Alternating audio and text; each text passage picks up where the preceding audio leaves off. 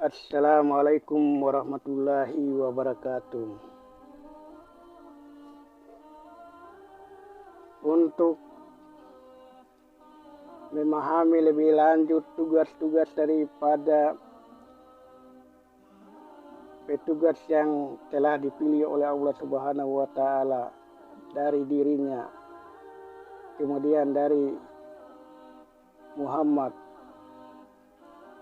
yaitu yang satunya dari makhluk hidup yang tidak memiliki nafsu, dan yang satunya dari bentuk benda. Olehnya itu, dengan petugas-petugas itu Allah tidak ikut campur lagi bekerja.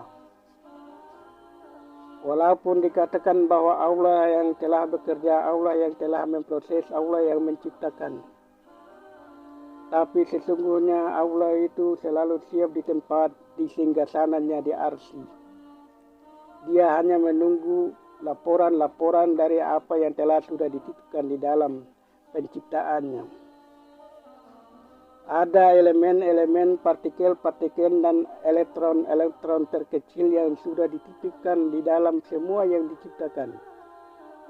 Baik itu ada di langit, benda yang ada di langit, dan benda yang ada di bumi. Jadi Allah tidak perlu lagi naik turun untuk mengurus dunia ini. Dia tidak perlu lagi sibuk. Buat apa dia sibuk melaksanakan yang diinginkan oleh manusia, yang selalu didoakan, yang selalu dimintakan oleh manusia. Allah hanya cukup menerima, tapi bukan berarti Allah yang memproses atas permintaan kita itu. Dia berikan sepenuhnya kepada petugas-petugasnya, termasuk diri kita itu sendiri. Manusia adalah petugas dari Allah Subhanahu wa Ta'ala, karena di dalamnya kita membawa sifat-sifatnya. Jadi barang siapa yang berbuat baik, maka kebaikan itu untuk dirinya sendiri. Dan barang siapa yang bersyukur kepada Allah, maka sesungguhnya sama halnya dengan bersyukur kepada dirinya sendiri.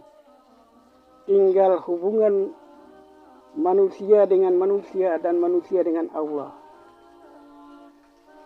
Tanpa ada hubungan manusia dengan manusia, maka tidak ada hubungan manusia dengan Allah Subhanahu wa Ta'ala. Saya menganalogikan sebuah ponsel atau HP. HP ini dia bisa bekerja, dia ada manfaatnya apabila ada satelit, dan setelah ada satelit pasti harus ada towernya. Lalu yang mana menjadi perwakilan atau petugasnya yang ada di bumi, dan yang mana menjadi petugasnya yang ada di langit, yang ada di Baitul Maqmur? Itu harus ada korelasi, hubungan timbal balik, saling relevansi, kait mengait satu sama yang lain. Jadi Allah dan petugasnya diibaratkan seperti dalam sebuah negara. Itu ada presiden. Presiden itu tidak ikut campur bekerja. Yang melaksanakan pekerjaan itu para petugas menterinya, para gubernur, para kepala daerah, dan terakhir pada kepala desa. Bukan berarti presiden turun ke desa untuk melaksanakan pekerjaan yang dibutuhkan di desa itu, tapi masyarakat yang ada di desa itu yang melaksanakan pekerjaan itu. Demikian pula dengan Allah Subhanahu wa Ta'ala dengan para petugasnya. Jadi kalau pemahaman itu ada pada kita, maka kita percaya bahwa Allah itu tidak punya kaki dan tangan, dia laisa kamitslihi syai'un, dan dia tidak bekerja. Walaupun kita katakan bahwa itu semua yang ada ini diciptakan oleh Allah Subhanahu wa Ta'ala, tapi diibaratkan, menganalogikan seorang sekretaris desa, itu semua laporan dan apa yang diinginkan oleh masyarakat itu dicatat oleh sekretaris, kemudian dicap oleh kepala desa. Ketika dia sampai ke kabupaten, kabupaten mengetahui yang melaksanakan permohonan, yang mengajukan permintaan itu adalah kepala desa, tapi sesungguhnya yang bekerja itu adalah sekretarisnya. Allah hanya menyiapkan programnya dalam kitab induknya, dan yang melaksanakan itu adalah petugas-petugasnya. Jangan sekali-kali mendiskreditkan Allah.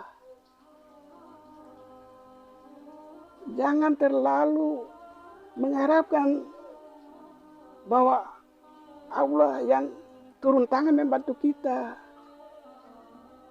Buat apa dia ciptakan para petugas? Buat apa dia ciptakan diri manusia? Dia sudah percayakan sepenuhnya untuk petugas itu melakukan. Tapi kita punya kewajiban bermohon kepadanya, karena dialah yang memuluskan, dialah yang mengizinkan, dialah meringankan apa yang dia tak inginkan itu.